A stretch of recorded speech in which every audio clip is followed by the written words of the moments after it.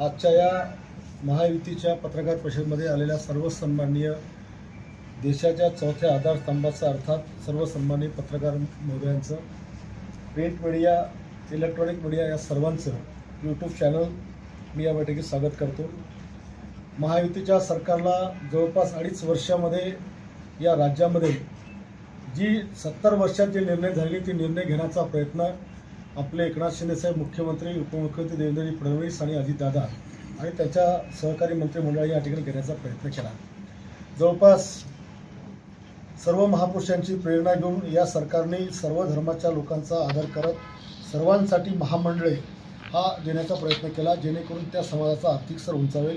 ज्याच्यामध्ये परशुराम आर्थिक विकास महामंडळ, आगरी समाज महामंडळ, शिंपी गवळी, लाड शाखी वाणी लोहार, नाथपंथीय राजपूत, बारी लेवा पाटीदार, तसेच आपलं पत्रकार आणि वृत्तपत्रक विक्रेते यांच्यासाठी सुद्धा महामंडळ स्थापन करण्याचा खूप मोठा निर्णय घेतला।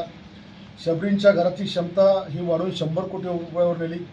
ग्रामपंचायतची लोकसंख्या 2000 पर्यंत 3000 सरपंचाचे मानधन आणि 3000चे मानधन 6000 करण्याचा निर्णय या ठिकाणी सरकारने आपला घेतला आणि उपसरपंचाचे मानधन देखील दुप्पट त्या ठिकाणी केलं। ज्या ग्रामपंचायत लोकसंख्या 2000 ते 8000 आहे त्याचं मानधन हे 4000 वरून डायरेक्ट 8000 केलं आणि उपसरपंच देखील त्या ठिकाणी दुपटीने करण्याचा त्या ठिकाणी प्रयत्न केला। ग्रामपंचायतीच्या लोकसंख्या 8000पेक्षा जास्त असेल तर तिकडे 5चं 10 आणि 2चं 4 असा महत्त्वाकांक्षी निर्णय त्या ठिकाणी घेतला। राज्य मंत्रिमंडळ ग्रामसेवकाला ग्राम विकास अधिकाऱ्याचा दर्जा देऊन त्या ठिकाणी त्याची ताकद वाढवण्याचं काम देखील या सरकारने या ठिकाणी केलं। ग्राम विकास विभागाने राज्यातील ग्रामपंचायतींना 15 लाखापर्यंतची विकास कामं ग्रामपंचायत ही यंत्रणा म्हणून म्हणजे PWD किंवा ZP न करता डायरेक्ट ग्रामपंचायतीला डायरेक्ट अधिकार त्या ठिकाणी दिला। ज्या ग्रामपंचायतीचे वार्षिक उत्पन्न 75,000च्या वर आहे त्या ग्रामपंचायतींना 10 लाखापर्यंतची कामं करता येतील, ही यंत्रणा म्हणून ग्रामपंचायत त्या ठिकाणी काम करणार आहे। 75,000पेक्षा जास्त असणाऱ्या लोकसंख्येला ही कामं 15 लाखापासून 20 लाखापर्यंत करता येतील असा देखील निर्णय सरकारने घेतला।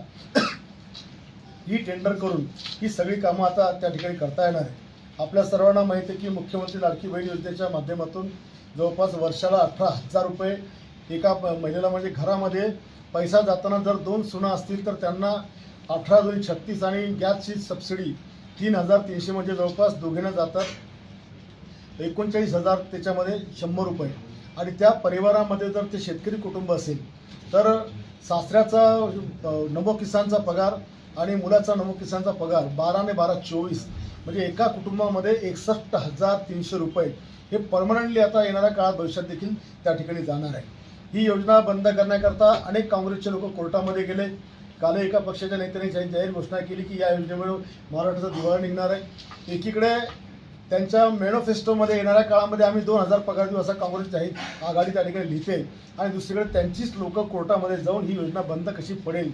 अनेक त्यांचे नेते सांगतात की ही एक लाच आहे, या लाचेचा काही फायदा याला होणार नाही। म्हणजे टिंगल-टवाळी करून जी लाडक्या बहिणीचा निर्णय सरकारने घेतला त्याला हिनवण्याचा प्रयत्न करतात। लाडक्या बहिणीसोबत लाडकी लेक, लाडका भाऊ, लाडकी आई, लाडका बाप, लाडकी आजोबा, लाडकी आजी, वयस्कर योजना, मुख्यमंत्री तीर्थक्षेत्र योजना या माध्यमातून आई बाबा आणि आजोबा यांना देखील समावेश त्या ठिकाणी केला। मुख्यमंत्री कौशल्य विकास योजनेच्या माध्यमातून तरुणांना देखील एक मोठा भाऊ म्हणून 10 लाख विद्यार्थ्यांना जॉब देण्याकरता 6 ते 10,000 अनुदान, 6, 8 आणि 10,000 हे देण्याचा निर्णय आपल्या सरकारने या ठिकाणी घेतला।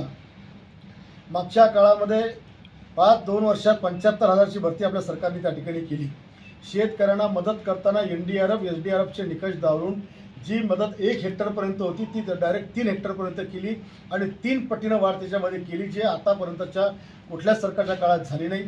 ज्या ठिकाणी 65 मिलीमीटरची नोंद किंवा स्कायमॅटची नोंदच्या आधारे शेतकऱ्यांना मदत दिली जायची ते सगळं बाजूला टाकून सततच्या पावसामुळे जर पीक खराब झालं असेल तर त्याला देखील मदत देण्याचं काम आपल्या सरकारने या ठिकाणी केलं। मोठ्या प्रमाणामध्ये या 2 वर्षात शेतकऱ्यांच्या खात्यामध्ये कधी नव्हे एवढी त्यांना लाभ त्या ठिकाणी मिळाला। आता पुढच्या 5 वर्षाचं देखील त्यांनी 5 हॉर्स पॉवरचं MSCBचं बिल हे सरकार बनायची जबाबदारी घेतली।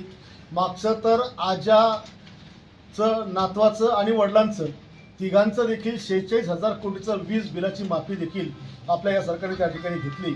आणि म्हणून अंगणवाडी सेविकेच्या मानधनात 1500ची वाढ केली, आशा वर्करच्या मानधनात 5000ची वाढ केली, कृषी सेवकाच्या मानधनात 6000ची वाढ केली, ग्राम रोजगार सेवकाच्या मानधनात वाढवून 8000 केले, होमगार्डच्या मानधनात दुपटीनं वाढ केली. एवढंच नाही तर अगदी कोतवालाचं मानधन सुद्धा, कोतवालाचा पगार सुद्धा हा 15000 पर्यंत त्या ठिकाणी केला.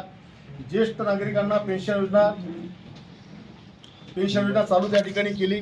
आता ज्येष्ठांसाठी एसटी फ्री आहे, महिलांसाठी अर्धी फ्री आहे आणि ज्येष्ठांकरता आपला दवाखाना या अशा अनेक योजना बाळासाहेब ठाकरे आपला दवाखाना चालू केला. महात्मा फुले जीवनदायी योजनेची मदत मागच्या काळामध्ये 1.5 लाख होती, आता ती 1.5 लाखावरून 5 लाख देण्याचा प्रयत्न केला, ज्याच्यामुळे गरीबातला गरीब आपली सर्जरी त्याच्यामध्ये करू शकतो. उत्पन्नाची अट मागच्या सरकारच्या काळामध्ये होती की त्याचं उत्पन्न लाखाच्या आत लागायचं, परंतु आता डायरेक्ट अगदी गरिबापासून तर अंबानीपर्यंत कोणालाही या योजनेचा लाभ घेता येईल एवढी व्याप्ती या सरकारने आपल्या त्या योजनेची वाढवली आहे. मुख्यमंत्री ग्राम सडक योजने माध्यमातून आपल्या जिल्ह्यामध्ये किमान 500 किलोमीटरचे रस्ते तर महाराष्ट्रात 5000 जवळपास 6000 किलोमीटरचे रस्ते या योजनेतून त्या ठिकाणी करण्याचा प्रयत्न आपल्या सरकारने या ठिकाणी केला. मराठी भाषेला अभिजातचा दर्जा आणि युनेस्कोच्या जागतिक वारसा यादीत मान्यता मिळवण्याकरता भारत सरकारकडनं छत्रपती शिवाजी महाराज यांच्या संबंधित 12 किल्ले या राज्यातले नामांकित केले, जे जगाच्या पाठीवर येणाऱ्या काळात तुम्हाला पाहायला मिळतील. छत्रपती शिवाजी महाराजांच्या पराक्रमाची दर्शने असलेली वाघनख देखील लंडनहून आपल्या संग्रहात आणण्याचा देखील कारण 222.5 कोटीचा लाभ होता. इकडे मात्र 92,000, इकडे 40 होतं, इकडे 92,388 विद्यार्थ्यांना 492 कोटीचा लाभ हा या सरकारच्या माध्यमातून दिला. धारावी पुनर्विकासाची निविदा प्रक्रियेमध्ये ज्यांनी ब्रेक केला होता ती निविदा पूर्ण केली. आता 2 लाख कुटुंबांना 1-1 कोटीचं घर त्या ठिकाणी मिळणार आहे आणि जे अपात्र रहिवाशांना सुद्धा घरं देण्याचा निर्णय महत्त्वाकांक्षी सरकारने आपल्या घेतलेला आहे. केंद्र सरकारशी समन्वय साधून मागच्या काळात आडमुठ्या धोरणामुळे त्या ठिकाणी त्यांना केंद्राचा निधी आणता आला नाही. इकडे मात्र डबल इंजिन सरकारमुळे अनेक विकासांना गती मिळाली, केंद्राकडून मदत मिळवता आली. केंद्र आणि राज्याच्या दोघांच्या संयुक्त निधीमधून राज्यातले अनेक प्रकल्प त्या ठिकाणी राबवण्याचं काम या सरकारने केलं. नगर विकास विभागाच्या माध्यमातून सुद्धा मागच्या काळामध्ये रखडलेले जेवढी कामं होती ते सर्व विकासाचे आराखडे या सरकारने या ठिकाणी मंजूर केले आणि म्हणून मागच्या 2.5 वर्षामध्ये आमच्या महायुतीच्या सरकारने खूप काही सगळ्यांना देण्याचा या ठिकाणी प्रयत्न केला आणि त्याच्यामुळे या महायुतीलाच या ठिकाणी 100% कळ देईल हा आमचा विश्वास या ठिकाणी आहे. आणि ही जी केलेली कामं ही जनतेपर्यंत पोहोचावी हा याच्या मागचा आमचा एक उद्देश त्या ठिकाणचा आहे. राहिला बुलढाणा श्रेष्ठ असं स्मारक आपण या ठिकाणी उभारलं. माता रमाई आणि बाबासाहेब आंबेडकर एकत्रित पुतळा देशात कुठे नाही, तो इकडे बसवला. वामनदादा कर्डकांचा देशातला पहिला पुतळा बसवला. सम्राट अशोकांचं जगातलं पहिलं स्मारक आपल्याकडे होत आहे.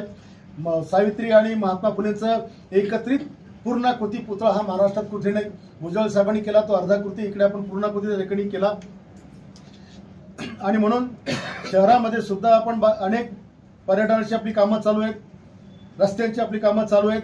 जवळपास 150 बुद्ध विहार या बुलढाणा एकट्या महाराष्ट्रातली पहिली विधानसभा आहे की ज्या ठिकाणी 150 बुद्ध विहारापैकी 84 बुद्ध विहाराचं काम पूर्ण झालं आणि काहींचं लोकार्पण सुद्धा त्या ठिकाणी झालं. 125च्या वर व्यायामशाळा आपण त्या ठिकाणी उभारलेल्या आहेत आणि जवळपास सिंचनाची कामं जर लक्षात घेतली तर कमीत कमी मागच्या तुलनेमध्ये जे 70 वर्षात सिंचनाची कामं झाली नाही, पुढच्या वर्षभरामध्ये सिंचनाचा अनुशेष हा 100% पुरा त्या ठिकाणी करण्याचा माझा प्रयत्न आहे. आपल्या विधानसभेला 165 गावापैकी 140 गावच्या जल जीवन मिशन आणि प्रादेशिकच्या पाणी पुरवठ्याच्या योजना ह्या मी केवळ 2 वर्षामध्ये दिल्या. हे देशातला नाही जगातलं रेकॉर्ड असू शकते की 165 गावच्या योजना केवळ 165 पैकी 140 गावच्या योजना आपण त्या ठिकाणी केल्या. छत्रपती शिवाजी महाराजांचं महाराष्ट्रातलं आणि देशातलं दुसरं मंदिर अतिशय देखणी मूर्ती आपण या ठिकाणी प्रस्थापित केली, ज्याचा देखील लोकार्पण आपण या ठिकाणी झाला. बुलढाणा मतदारसंघात मुस्लिम समाजासाठी सर्वात जास्त शादीखाने, कब्रस्तानला पैसा आणि त्यांच्या विकासाकरता पहिल्यांदा कोणीतरी एवढी मोठी पैसे त्या ठिकाणी दिलं. राज्यातलं पहिलं मोठं वारकरी भवन देखील या शहरामध्ये उभं राहिलं.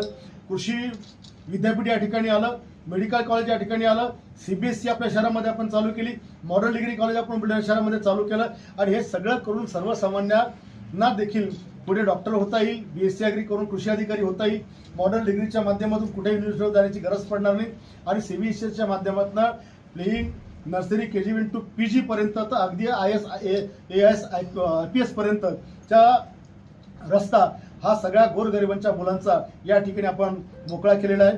त्याच्यामुळे कदाचित हा प्रकार म्हणजे जे CBSE चालू झालं हे देखील चालू करणारा देशातली पहिली नगरपालिका ही बुलढाणा शहर असू शकते. बुलढाणा शहरातल्या सगळ्या भूखंडांमध्ये आपण ओपन जिम, गार्डनिंग, जागोजागी देखावे या ठिकाणी उभे करण्याचा प्रयत्न केलेला आहे. ग्रामीण बुलढाणा पोलीस स्टेशनची इमारत आहे, बोराखळी पोलीसची इमारत आहे, SPची इमारत आहे, SPची वसाहत आहे, अनेक शासकीय इमारती आपण या ठिकाणी उभारल्यात.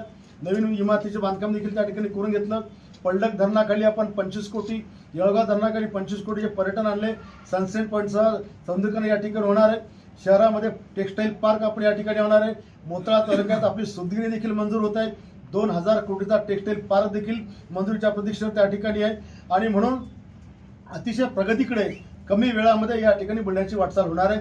BOT तत्वावर किमान बुलढाणा शहरामध्ये 2200 दुकानं उभं राहतील एवढी सगळी तयारी पुढच्या काळामध्ये आपण या ठिकाणी करून ठेवलेली आहे. बुलढाणा शहरामध्ये yoga centre, physiotherapy centre, ladies gym, पुरुषांची जिम, आंतरराज्याचा स्विमिंग पूल, त्याच्यामध्ये टाटा ग्राउंडमध्ये आपण हॉर्स रायडिंग या सगळ्या गोष्टींची व्यवस्था करणार की जेणेकरून सगळ्यांचं आरोग्य हे आपल्याला चांगलं ठेवता येणार आहे. बुलढाणा मतदारसंघात गिरडाच्या जवळचं स्टोरेज डॅम आहे. डोंगरखंडा येथे येळगावपेक्षाही दुपटीचं धरण त्या ठिकाणी नवीन होणार. हरमोड धरणाची आपण उंची वाढवणार. पलडकचं पाणी आपण नळगंगामध्ये नेणार आहोत. नळगंगाच्या बाजूला आपण नवीन स्टोरेज डॅमची निर्मिती करत आहोत. रायराची धार दाबल्यानंतर 12 गावाखाली पाण्याखाली आपण येणार आहोत. मूर्तीजवळ आपण नवीन धरण बांधणार आहोत. घाटाखालील 3 नद्या नळगंगा, विश्वगंगा, मोहगंगा आणि तसेच वरची पैनगंगा या नदीवर द्वारयुक्त सिमेंट बंधारे बांधून सिंचन क्षेत्रामध्ये आपण 183 किलोमीटरच्या नदीवरच्या बंधाऱ्यामध्ये मागच्या काळात पाखराला प्यायला पाणी नव्हतं. आपण जवळपास 55 बांध बांधले आणि 42 किलोमीटर पाणी आपण थांबवलं. पुढच्या काळामध्ये याच्यावर 75 बांध टाकून 183 किलोमीटरची नदी ही 100% पाण्याने भरली जाईल आणि त्याच्या आजूबाजूला 2 किलोमीटरमध्ये पाण्याचा खळखळाट शेतकऱ्यांच्या विहिरीमध्ये येईल अशा प्रकारचं देखील नियोजन त्या ठिकाणी केलेलं आहे.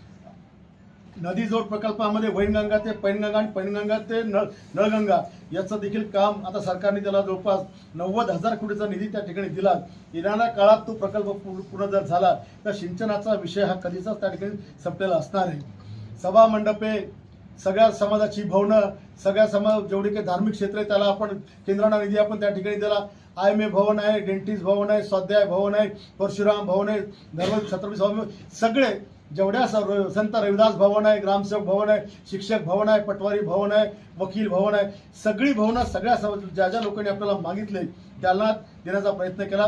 हॅमच्या प्रोजेक्टमध्ये आपण 300 कोटी रुपयाचे रस्ते, केवळ 2 रस्ते, मोताळा ते अगदी जळगाव धामणगाव मार्गे खांदेची बाउंड्री आणि दाताळ ते रोणखेड हे 300 कोटी रुपयाचे 2 रस्ते आपण त्याचं भूमिपूजन आता या ठिकाणी केलं. शहरामध्ये सुद्धा आपण 86 कोटी रुपयाची रस्ते आता या ठिकाणी परत चालू केलेली आहेत.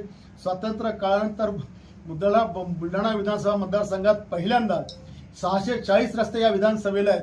त्यातले 550 रस्ते मंजूर करण्याचं रेकॉर्ड या ठिकाणी मी केलं. मागच्या 70 वर्षात केवळ 7 रस्ते मंजूर होते, पण केवळ एका वर्षात 550 रस्ते मी त्या ठिकाणी मंजूर त्या ठिकाणी केले.